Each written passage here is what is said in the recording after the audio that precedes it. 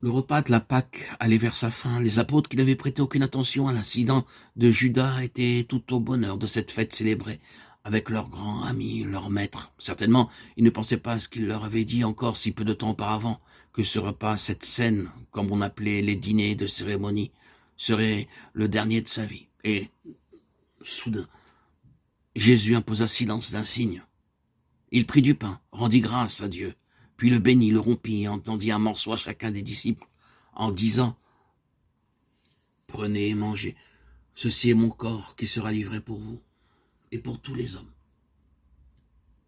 Puis, de même, saisissant une coupe de vin, il rendit grâce, la bénit, et la présentant à ses disciples, il dit encore « Buvez-en tous, c'est la coupe de mon sang, le sang de l'alliance nouvelle, qui sera répandu pour vous et pour un très grand nombre, afin que les péchés soient pardonnés. » Enfin, ayant fait ces deux gestes, il ajouta « Faites cela en mémoire de moi. » Ces paroles, mes enfants, vous les connaissez bien. Vous les entendez chaque dimanche à la messe, lorsque le prêtre lève vers le ciel un peu de pain, un peu de vin, et qu'il prononce des invocations qui changent ce pain et ce vin en la chair et le sang même du Christ.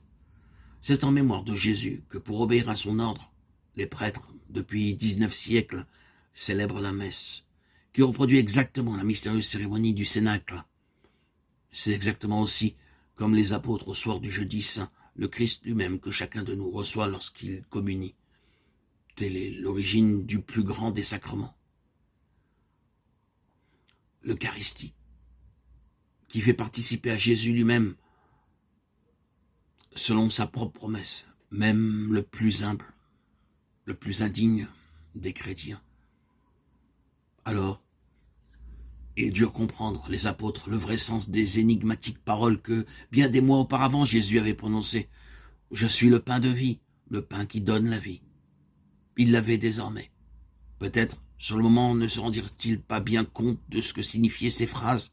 « Ceci c'est ma chair, ceci est mon sang. » Mais, plus tard, quand le sacrifice aura eu lieu, quand Jésus aura voulu mourir pour sauver les hommes, alors tout leur deviendra clair.